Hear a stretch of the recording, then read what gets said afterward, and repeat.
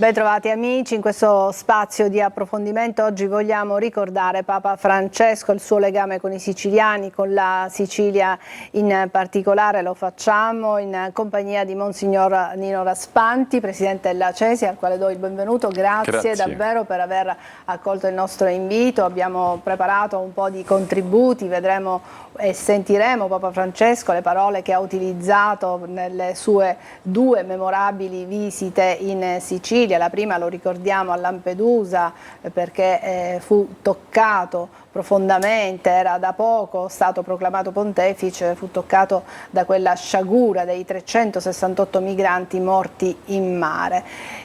Andremo step by step per ricordare tutto. Papa Francesco è stato da molti definito un papa rivoluzionario, ma lui in una intervista ha detto: ma rivoluzionario è il Vangelo, ed io cerco di applicare il Vangelo. Sta di fatto che ha scelto anche un nome molto particolare, nessun papa che io sappia il primo, si è mai chiamato Francesco, e Papa Francesco si riferiva proprio a Francesco d'Assisi, il poverello, e quindi come dire, le linee sulle quali si è voluto muovere fin dall'inizio sono la povertà, l'umiltà, la cura del creato e la pace, un altro grandissimo tema. Lui si è sempre speso per la pace fino all'ultimo, ha cercato veramente di sollecitare i popoli, i governanti a delle tregue e soprattutto a mettere da parte l'odio.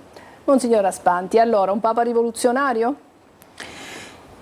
No, come ha detto lui stesso, no. Francesco d'Assisi è stato quello che, direi forse prima e più ancora della questione povertà, abbracciare il lebbroso, va e riforma la mia Chiesa, ricostruisce la Chiesa, e dunque la volontà di vivere il Vangelo, lui diceva sine glossa. Sine glossa intendeva dire in quel periodo, senza commenti, senza zigogoli, letteralmente. Va e vivi il Vangelo letteralmente.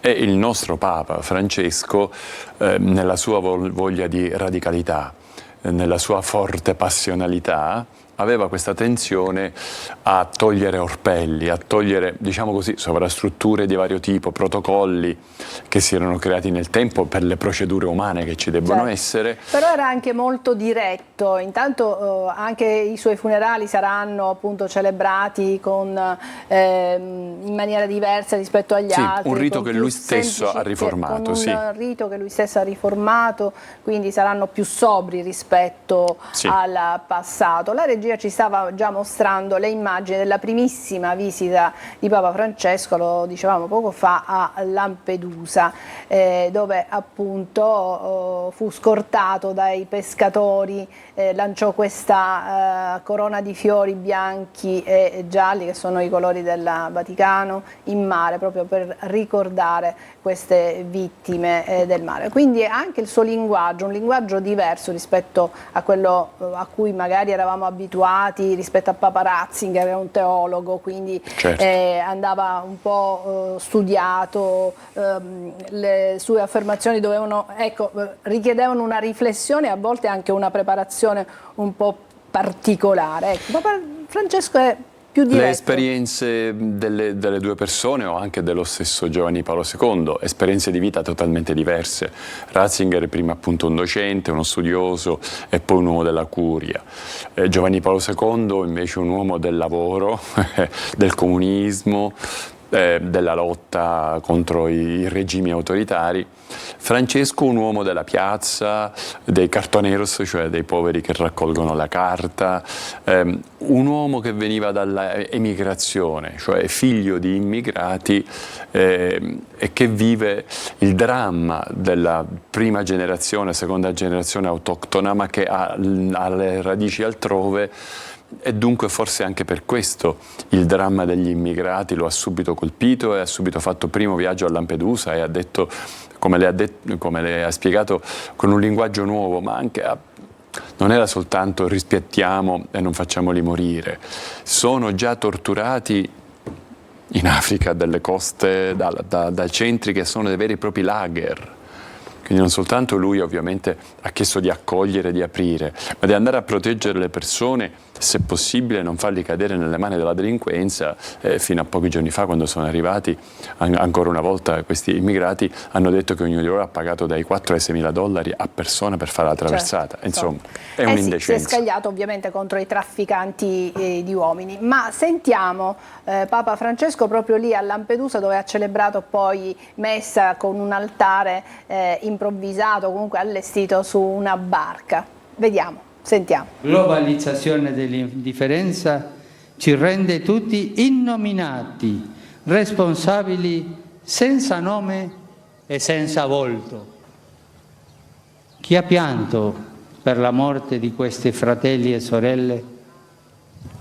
Chi ha pianto per queste persone che erano sulla barca, per le giovani mamme che portavano i loro bambini? La globalizzazione dell'indifferenza ci ha tolto la capacità di piangere. Ecco, la capacità di piangere, questo suo continuo richiamo ad essere sensibili ai problemi degli altri, alle sofferenze del mondo. A mettere un cuore, a richiamare il cuore. L'ultima sua enciclica di novembre-dicembre è proprio sul Sacro Cuore, e non è soltanto sul cuore di Gesù. Lui cerca di spiegare che cos'è il valore, il simbolo del cuore già per la persona umana, per noi uomini. Ha cercato di mettere un cuore dappertutto, un cuore su tutti i problemi, anche quello del creato, facendoci sentire parte delle piante, parte della casa comune, come lui l'ha definita. In tutti i grandi campi nel quale lui è entrato, discutendo, sempre ci ha messo questa passionalità e un cuore che batte, con sentimenti forti, che reclama, che non sopporta ingiustizie e intolleranze, appunto questa globalizzazione dell'indifferenza, l'indifferenza. La Chiesa, il mondo, sembra quasi un po', non tanto la Chiesa, ma quanto le persone veramente sembrano vivere come in una sorta di torpore. Non so se anche, come dire, anche le televisioni, il mondo dei media continuano a mostrarci, a raccontarci violenze, aggressioni. Ecco, non c'è il rischio che le persone si abituino alla cattiveria, diciamo così, alla violenza. O che tutto possa sembrare soltanto virtuale perché lo vedo in TV o nei social.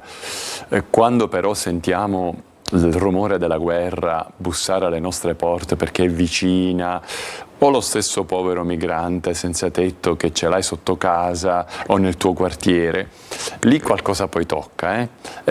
Dispiace dire che molte volte siamo presi dalla voglia di distanziare, dalla voglia di dire no, non voglio avere a che fare con te. È per questo che lui, anche sul povero e sull'ultimo, che è un tema della Chiesa classico, ma lui, come Francesco d'Assisi e il lebbroso, ha detto no, tu lo devi vedere, toccare, sentirne la puzza, per capire veramente chi è il povero, perché lui ti insegna così a te e ti fa capire che siamo tutte creature figlie di Dio. E parlava anche di una Chiesa povera e spesso, come dire, anche rivolgendosi ai sacerdoti, ha spinto un po' le persone consacrate ad essere come dicevamo, vicini alle persone, ma anche di dare una testimonianza concreta, reale, radicale in certi casi. La Chiesa ospedale da campo, il pastore con l'odore delle pecore, queste sue frasi straordinarie e immagini eccellenti dicono, oppure ricordo quando a Firenze, nel primo convegno della Chiesa italiana, dove lui venne e fece un discorso straordinario programmatico per l'Italia, raccontò come lui su un tram affollato di Buenos Aires si reggeva in piedi, non potendosi reggere alle maniglie, sì. Disse io ero retto in piedi dalla gente. Allora lui dice i pastori siano sostenuti, si stringano al popolo e si sentano sostenuti nel loro cammino dal popolo che li stringe da tutte le parti. Questo ti dice come quest'uomo sentiva il contatto fisico, come straordinario, no? Sì, Però anche un Papa molto vicino a voi sacerdoti, a voi vescovi. L'ultimo vostro incontro è stato proprio a Roma, c'ero anch'io. Cosa le ha detto? Devo dire, non lo vedevo così a tu per tu, non lo vedevo, quel giorno fu il 6 dicembre, da Stiamo un anno vedendo e proprio le qualcosa. immagini di quell'incontro. Ecco, di quella volta, sì. Fu da poco più di un anno. Allora lui mi guardò e mi riconobbe, mi disse: ah, Raspanti, è la nostra isola, che dice di nuovo la Sicilia? Perché ricordava che faccio appunto il coordinatore dei vescovi siciliani. Allora fece la domanda diretta, a mostrare, a mio avviso, sempre l'interesse e l'attenzione che aveva a questa isola. Non lo so, io penso che l'avrà avuto veramente per tante altre parti del mondo, però noi possiamo dire chiaramente quanto lui non ha mai mancato di attenzione verso di noi, mai. Perché sicuramente anche nella nostra isola, come dire, vi ha anche spinti ad essere protagonisti, ma non solo come Chiesa, ma anche come noi cittadini, ad essere protagonisti e a cercare di avere questa centralità, capire la centralità della Sicilia nel Mediterraneo e quindi di assumere, sì, come dire, non solo proprio capire quanto sia importante ed essere protagonisti, non essere solo isola di approdo, isola di migranti, isola di, come dire, di povertà, di senza lavoro, con le problematiche che conosciamo, sì, la corruzione. Sì. Ecco, lui ha centrato proprio e ha cercato, come fa un buon pastore, anche a cercare di incoraggiare, spronare. È vero, perché pochi mesi prima, ad ottobre, aveva fatto, su richiesta accolta, la prolusione dell'anno accademico della Facoltà Teologica lì a Palermo. L'aveva fatta a distanza, no? E ha messo l'accento proprio su questo, una teologia del dialogo del Mediterraneo, perché ha detto: voi siete la terra che, appunto, come al solito la storia ha mischiato in voi tante dominazioni e tante razze, ma proprio per la vostra centralità in questo mare così di morte, eccetera, potete e dovete portare avanti il dialogo. Immagino, disse, un laboratorio di dialogo tra i popoli del Mediterraneo. E sì, dobbiamo ricordare che appunto l'incontro a Roma fu proprio organizzato allo studio teologico a San Paolo di Catania. Ho avuto anche il privilegio di seguire assieme a voi e di essere presente, infatti si è vista. Allora, facciamo così, adesso abbiamo ancora altri contributi da mostrare ai nostri telespettatori, andiamo in pubblicità, poi torniamo, sentiremo ancora le parole di Papa Francesco, continueremo a commentarle qui da studio. A tra pochissimo.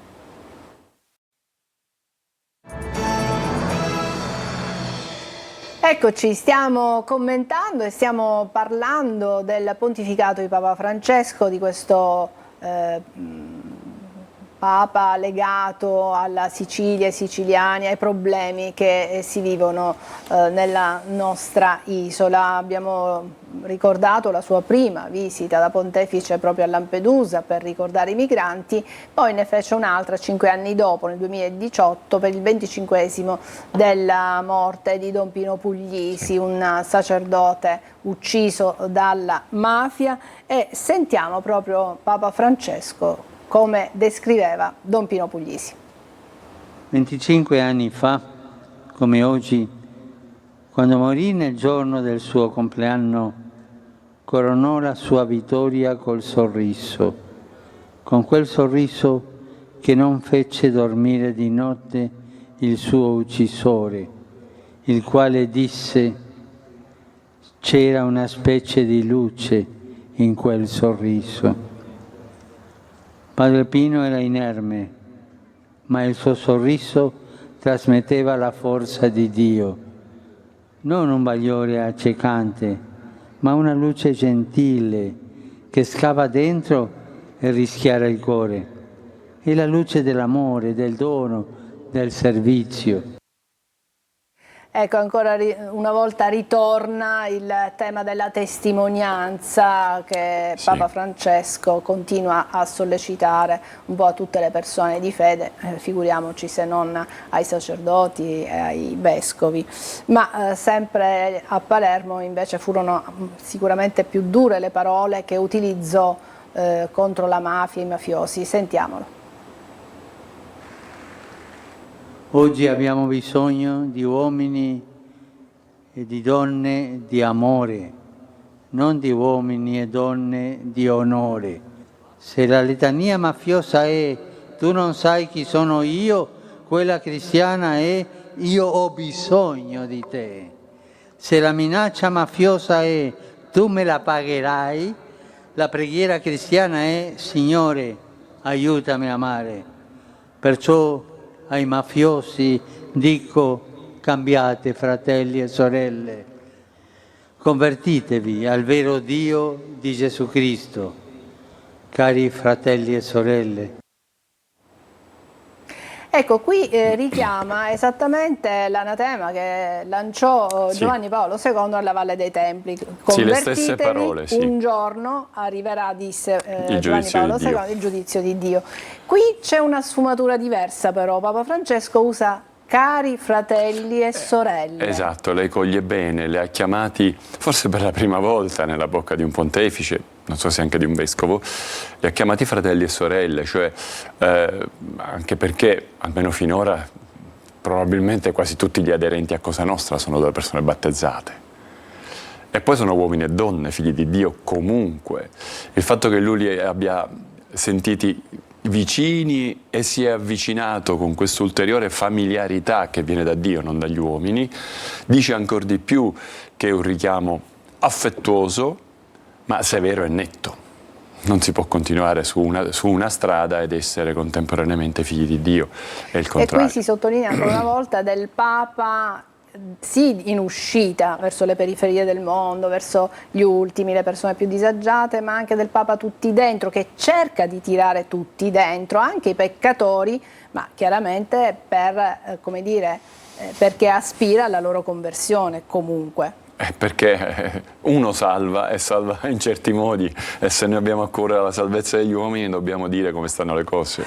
Infatti, e poi andò a trovare il centro Padre Nostro, proprio quello voluto da Don Pino Puglisi. Abbiamo chiesto un contributo a Maurizio Artale, che continua a portare avanti quelle che erano le istanze di Don Pino Puglisi. Sentiamo questo suo contributo. Il 15 settembre del 2018 Papa Francesco si ferma davanti al medaglione di bronzo che indica il luogo del martirio del beato Giuseppe Puglisi. Si ferma, fa una preghiera e poi è come se l'avesse preso per mano e l'avesse accompagnato a casa sua. Una salita che lui non ha fatto perché è stata interrotta dai killer che l'hanno aspettato sotto casa sua per ammazzarlo. Ecco, poi lui si siede nella sua scrivania, scrive una preghiera, un'esortazione a Dio affinché possa concedere sempre a questa Chiesa, a questo mondo, nuove vocazioni. Poi scende e si dona a tutte le persone che lo hanno aspettato. Gli operatori del centro gli hanno regalato il progetto dell'asilo nido di Brancaccio e della piazza di Brancaccio e lui li ha benedetti. Ancora queste due opere non sono state realizzate, nonostante aspettiamo da circa 30 anni. Però lo sappiamo, le rivoluzioni hanno bisogno di tempo per affermarsi e per entrare nella mente e nei cuori di tutti. Il 15 settembre del 2018 Papa Francesco... Attenzione, abbiamo già sentito Maurizio Artale proprio del Centro Padre Nostro, quindi anche questo ricordo. Una data storica che si è incisa poi nei cuori di tutti, sia quella del 93, sia poi di questa ulteriore ricorrenza che ha voluto sottolineare Papa Francesco. Papa Francesco certamente è un Papa che ha cercato di unire i popoli, è un Papa che ha avuto questo sguardo universale, questa vicinanza. Sappiamo quanto sia stata a cuore il tema della pace. E purtroppo non ha avuto modo di vedere concretizzata questa sua aspirazione, questo suo desiderio, ma quante preghiere e quanta sofferenza. Ha detto proprio le mie sofferenze degli ultimi mesi le ho offerte per la pace nel mondo. Sì, se un'arma la costruisci prima o dopo la userai.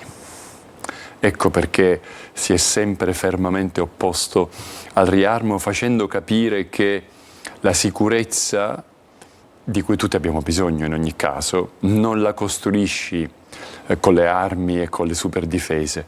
Direi in maniera analoga a come non costruisci la sicurezza alzando i muri, pensando ai migranti, no? È sempre lo stesso tema. Dinanzi all'insicurezza le tue paure ti fanno chiudere in te stesso, o il sorriso di padre Puglisi che ha dato luce pur senza armi e ha trasmesso? Questo è il cuore del messaggio, secondo me, di Francesco. Esatto, sono tantissime le veglie che in queste ore, in questi giorni ci saranno per Papa Francesco, tante le messe anche, una si è svolta giusto ieri sera in cattedrale a Catania, molto toccanti, precise le parole di Monsignor Renna, l'arcivescovo. Lo sentiamo proprio durante la veglia cosa ha detto.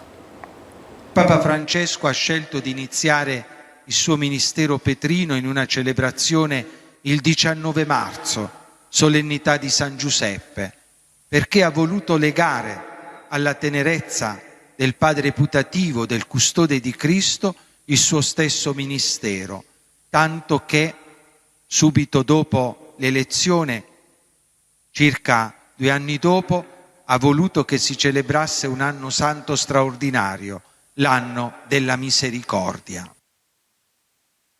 Ecco, Monsignor Renna, esattamente come lei lo ha visto per l'ultima volta, immagino a dicembre, sì. Ecco, però si erano incontrati a Trieste per le settimane sociali, sì. Perché lo ricordiamo, Monsignor Renna è anche presidente della Commissione Episcopale dei Problemi Sociali e del Lavoro, e quindi temi molto sentiti anche da Papa Francesco, che ha partecipato a queste giornate. Sì, allora venne sia il presidente Mattarella con un splendido discorso, che Papa Francesco, per quanto con le difficoltà già che aveva nel deambulare, venne Papa Francesco e diede una chiara testimonianza. Sostanzialmente il tema era la democrazia e la partecipazione. E quindi la Chiesa italiana ha voluto spendersi per incitare i cattolici, e non solo, a partecipare, altrimenti la democrazia muore ed è a rischio.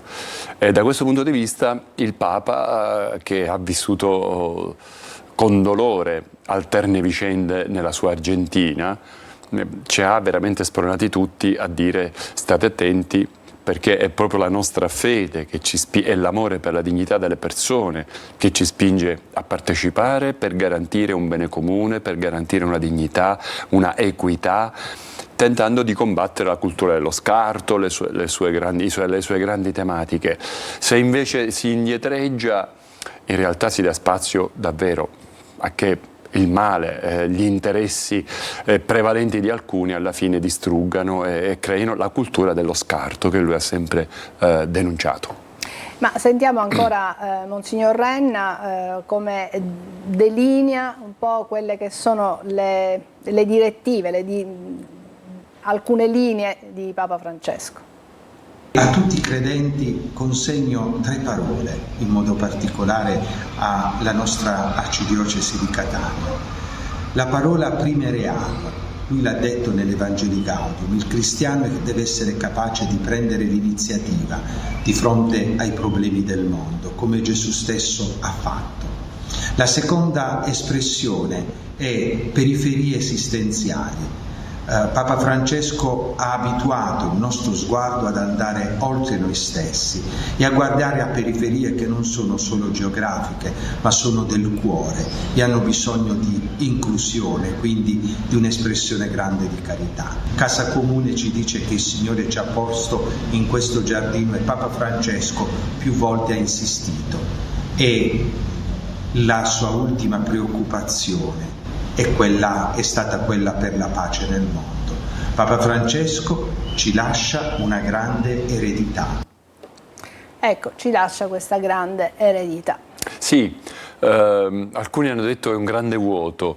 A me è venuto esattamente il sentimento contrario, perché tutti già da qualche mese capivamo che non aveva una lunghissima esistenza, quindi psicologicamente eravamo un po' preparati alla sua dipartita.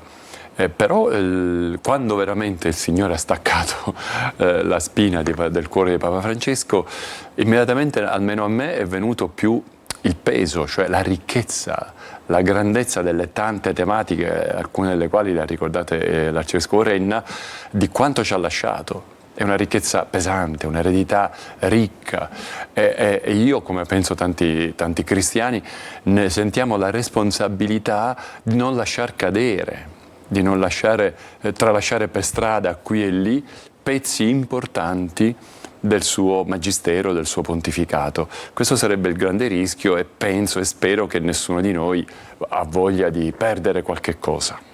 Considerando le problematiche del mondo di oggi, adesso, pensando al futuro, che pontefice serve in questo momento?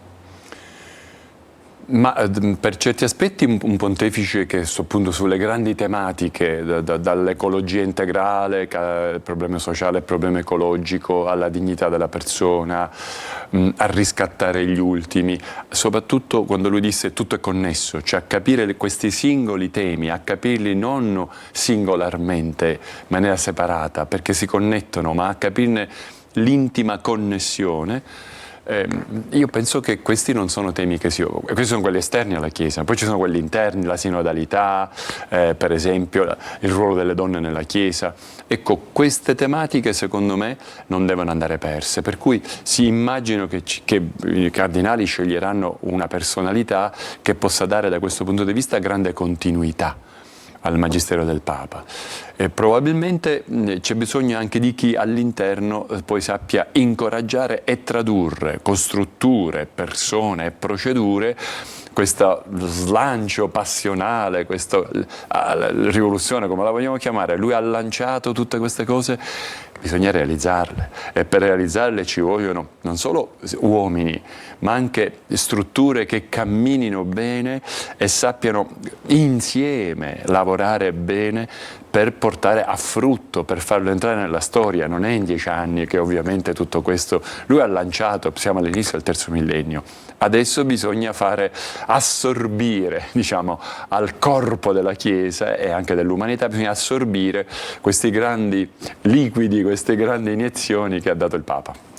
Lo si ricorderà come il Papa degli ultimi, il Papa di tutti, il Papa della Laudato Si. Quale di queste emergerà di più? Ma probabilmente il Papa che è riuscito con linguaggi nuovi a ridire le cose di sempre. Io direi quello che ti ha fatto sentire vicino, dalla corporeità, toccava il povero, toccava l'anziano,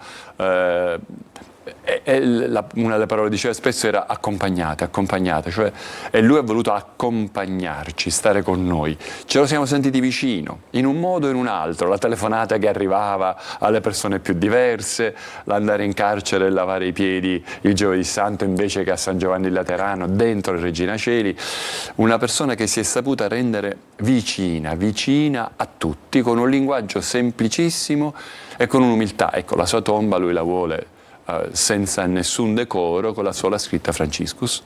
Credo che questo sia effettivamente il cuore del suo testamento. Il Papa che ha anche un po', come dire, tolto anche quell'aurea di distacco, tanto è vero, le scarpe non più rosse ma gli scarponcini. Ma andava a comprare lui, per così dire. Andava a comprare lui, il Papa che lo si poteva incontrare anche a piedi per fare una commissione. Ecco, ha cercato di rendere la figura del pontefice come dire, un prelato quasi fra non gli un altri. sovrano. Non un sovrano. Ecco, ma una persona, un figlio di Dio del popolo, per quanto portavano una responsabilità notevole. Esatto, perché ai tempi, ricordiamo tutti che il Papa, ma erano altri tempi, veniva portato addirittura fino a Giovanni XXIII c'era la portantina, la sede gestatoria, certo. Poi, esatto, la sede gestatoria. Poi, vabbè, con Paolo VI ha tolto tutto Paolo ciò. VI ha già... Insomma, l'evoluzione dei papi, si capisce che ogni Papa è figlio del suo tempo e quindi dà